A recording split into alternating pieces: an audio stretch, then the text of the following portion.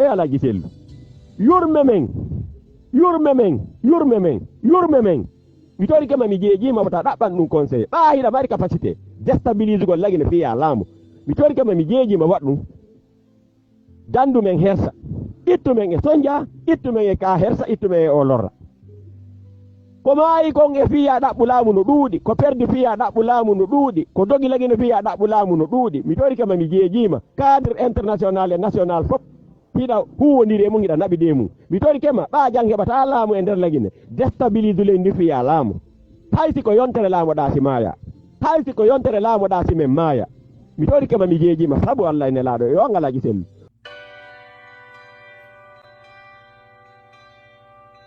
an Alaji Sellu leñol fulbe ben e duudude partisan IFDG e duudude si lagine feccama hande pecce tati antunga jettay didi ka popularité ma wallahi billahi tallahi si lagine feccama pecce tati antun Alaji Sellu ayada ye didi ka popularité ma partisan be ma ben e aduna Allah si wi ma mi lagine feccama pecce tati pet min naali nay de ko tati minni wallahi ayada ye didi e Alaji Sellu jonne dum no jonnali ma courage baano dagani wombe maradade benno dagani be rewgol kare wofi yo laamu ene an daganaaki ma rewgol kare wofi ya laamu Alaji Sellu nde tawno no dagani wombe maradade ben wombe ma jattude ben wombe ma hollude jaggu ben rewgol kare wofi yo laamu ko abido gineyen no dagani ma rewgol kare wofi yo laamu wota dabbir laamu fi Allah yo Alaji Sellu wota dabbir laamu laabal yo Alaji Sellu wota dabbir laamu laabal yo Alaji Sellu laamu hebata ko e baawo dole Alaji Sellu yo laabal hebata laamu antiga wi ko politique wonnu wiete politique ko halde mi ndara intérêt ango mi firta ko halduden ko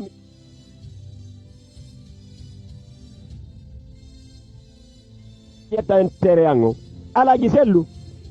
yo maybe ben e der dabbugol ma laamo yo yurme rewa ka rewete wo yo heddi ben dadu yo Alaji Sellu dole den Alaji Sellu no dagani ma rewgol kare wofi yo laamo fi yo pouvoir ma on dago e der lagine men hersi men ani men ma pike an Alaji Sellu no dagani ma rewgol kare wo yo Alaji Sellu fi ya laamo mi tori kema mi jeeji ma bortu dole ki janingi liba to dabbita dole ke addo laamu ko me fala a dali ko déstabiliser lagine a dali ko rado di bandiji do hara ya hirtiniri men hersa mi tori kema mi jeeji ma fi Allah min no wondo ma hala nde on ko hay nyalade wotere mi haali ka l'école sako wona mi do jangi ma mi do andi politique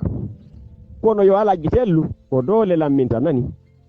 Alaji Sellu mi tori kema fi Allah hoti annabijo makko Muhammadu e yakare nde me yowi hoore mande e teddungal ngam men fawi hoore mande an kadi yo taw areway karewete wofi ya laamu yo Alaji Sellu accirni dabbirgol laamu buttu accirni dabbirgol laamu newende accirni dabbirgol laamu jikki accirni dabbirgol laamu démocratie no dagani ma rewgo kare wofi ya laamu itta men e hersa itta men e sattende itta men e sonja yo Alaji Sellu mi wondo ba wowlande do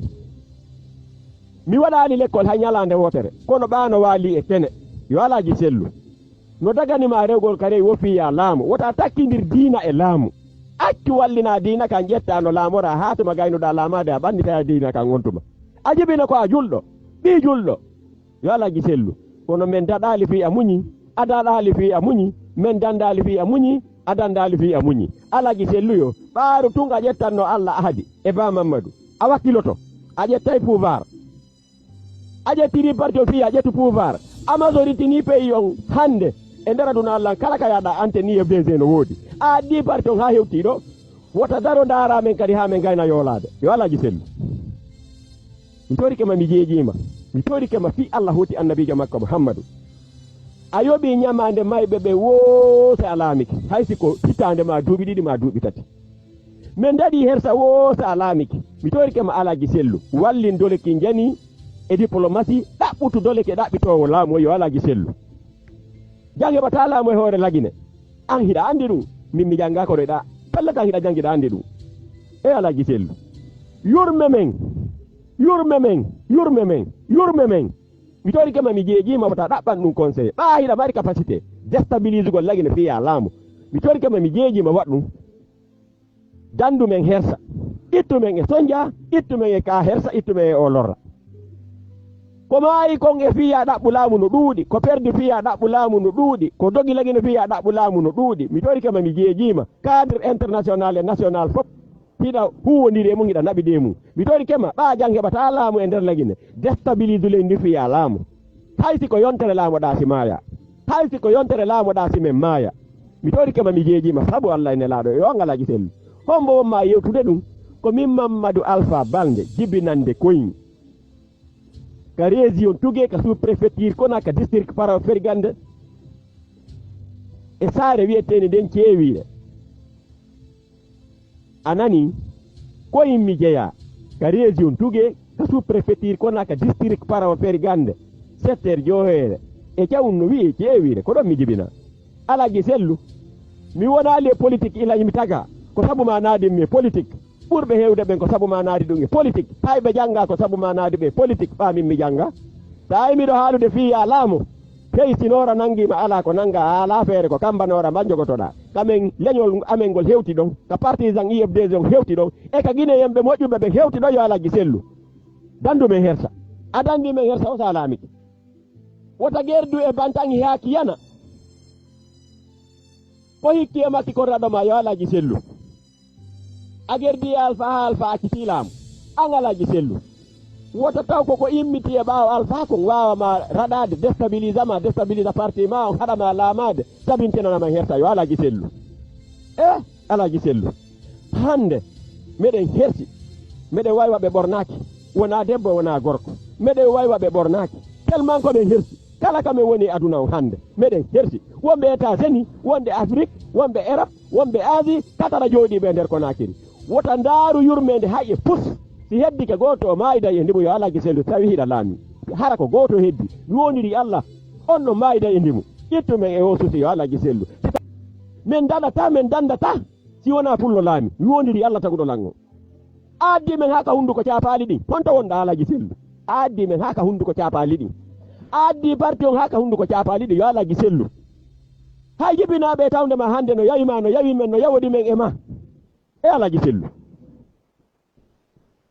mi tori kama mi jeejima wakkilo porta dole ke jenon adda dole ke lammino yo Alaji Sellu fi Allahu ta'ala fi jama ko Muhammad Alaji Sellu ayik hewtini men kabe tikka hewtina men dey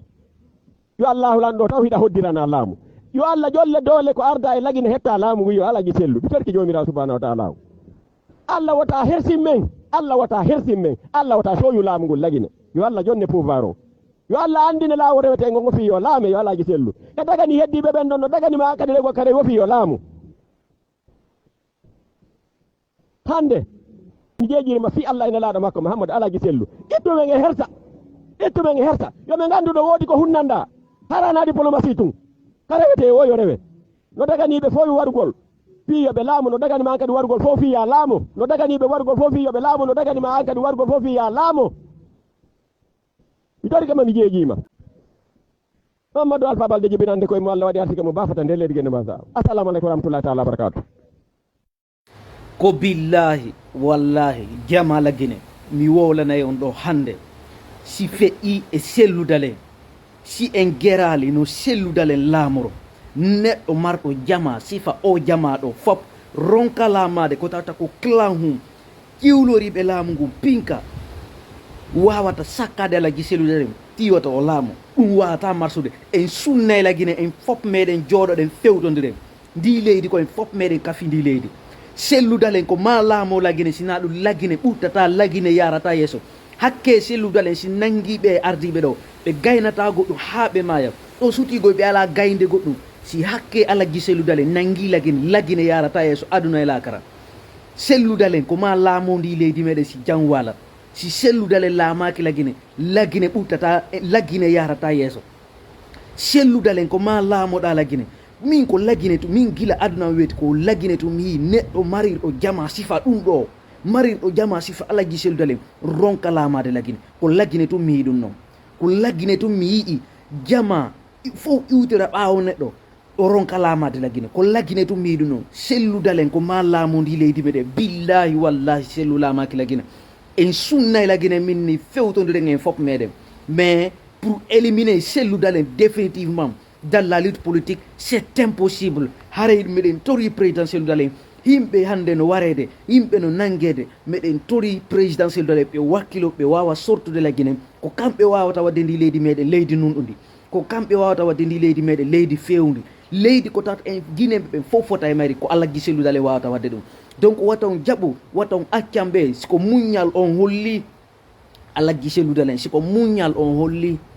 o muñanike ɓe yimɓe ɗo on daari on tawi ɓe na muñanteɓe ni ɓe liɓi galle moɗon ni ɓe toñiri on hoore koko waɗanɗo lagine fof ɓe ara ɓe liɓa galle moɗon ni ɓe accusera on erguine ɓe ɗaɓɓa penale ɗe ɓe fawata e hoore moɗon ndi leydi koyen fof kafindi ɗum duwa hollude ɓe on muñanike ɓe en jonni juuɗe fi en waɗu dialogue ɓe jaɓanali en ɓe confisquede pouvoir o watta goto tawtu e association e cnrd kala militant jo e responsable ka parti meɗen joguitoɗen ko joguitiɗen non haray iwtuɗen ɓawa présidentiel udalen wallodiren hiɗen andi kadi hunde heɓorta ko ni mo kala yo memmino kala ko wontiri mo kala yo memmino jama hewti hande ko immoɗen daroɗen daɗitoɗen ndi leydi koyen fof meɗen ka findi si ɓe sikki ɓe sakkoto ala gisel dan fi arda ko lagine ɓe sikki fenade haray ko noon wakkiloɗen ɓe moko baɓe ɓe yewtirali ɗum ɗo sina giggol e yiɗangol leydi meɗen ndi moƴƴere e yiɗangol ala gisel dale moƴƴere e yiɗangol jama iwtirɓe ala ɓawa ala gisel dale moƴƴere yo Allah newnu ala giseludale laamo lagine sina ɗum haray lagine haray anda konto lagine fokkiti kono haray lagine no fokkiti lawol ngol lagine hewtoyta aduna